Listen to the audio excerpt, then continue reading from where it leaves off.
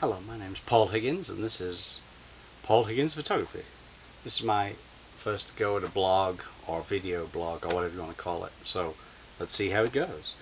Alright, so what I wanted to talk about today was a couple of things about night photography.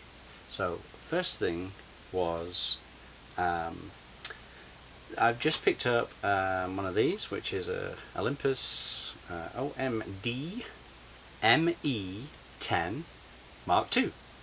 And it's a great little camera. So this is micro four thirds. It's pretty complex, but it's great. It's very light, so it's a lot lighter than my Nikon D7000, which probably weighs about 5 times as much as one of these. Anyway, so a couple of things that I've been working with. I've been trying to take some star pictures. We don't have a lot of light pollution, or zero light pollution actually, up here in the mountains of North Carolina where we are, and so it's great for taking star pictures. So the main issue that I've been having was with focusing. So with focusing on a micro four thirds, you have the option of being able to use focus peaking, where the edges of things change color when they're in focus. So I tried using that, and that's not good in the sky because at night when it's dark everything kind of goes white when you're focusing, so it's kind of a bit tricky. So the Olympus micro four thirds cameras have a nice little way of being able to zoom the focus. So usual thing with nighttime photography, I've been using manual focusing, manual aperture, manual shutter speeds.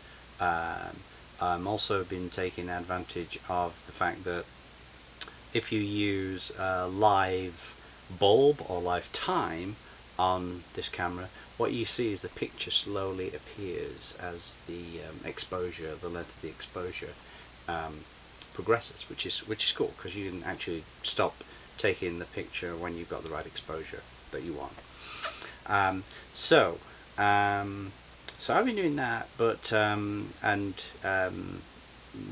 you know, the thing with night photography is a lot of experimentation, trying to get things how you want them.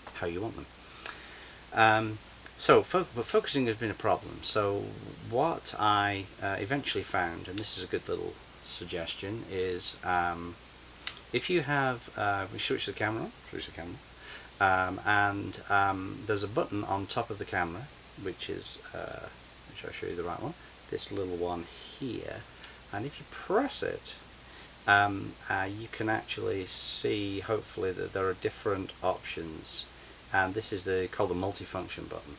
And what I put it on is, if you set it on magnify, when you press the button you will get a little square appear on the screen, and you can move it around. So you can pick on, say, a star, and then you can change the size of the box, make it really tiny. So you can go around and you can pick where you want it, or you can also use the cursor to move it in. So you move it to the brightest star you can find in your picture. You press the button again.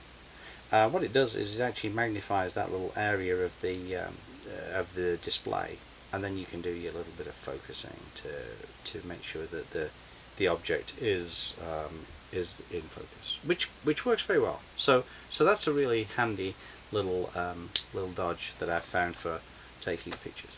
Second thing that I was noticing that was a big problem was when I was doing long exposures. What happens is, once you close the shutter, the camera was doing, if I had the noise reduction on, basically it takes another picture with the shutter closed that's exactly the same amount of time, and then does a subtraction between the two to reduce the noise. But what I was finding was, whether I was doing noise reduction or no noise reduction, when the camera was writing to the SD card, it would write, and then there's a little red SD card in the top left hand corner that you can see, which shows when it's writing. When it finished doing that, it would never actually come back. It would kind of, the camera would hang. And the only way I could get it to stop being hung was to turn the camera off and then turn it back on again. So I did some experimentation, and this is the sort of card that I was using in the in the camera, and it's the speed's up to 80 megabits a second. So I tried one of my faster cards out of my D7000, and I didn't have the same problem. So you need to be a little bit careful about the speed of cards that you use. So I picked up these guys, and if you can see, this one's a 95 megabits a second card. This one's an 80, and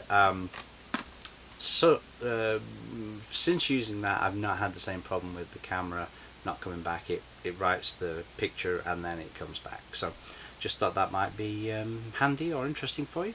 Anyway, that's all for this little section. I'll be putting something else up here very soon. Take care. My name's Paul Higgins, and this is Paul Higgins Photography. Take care. Bye.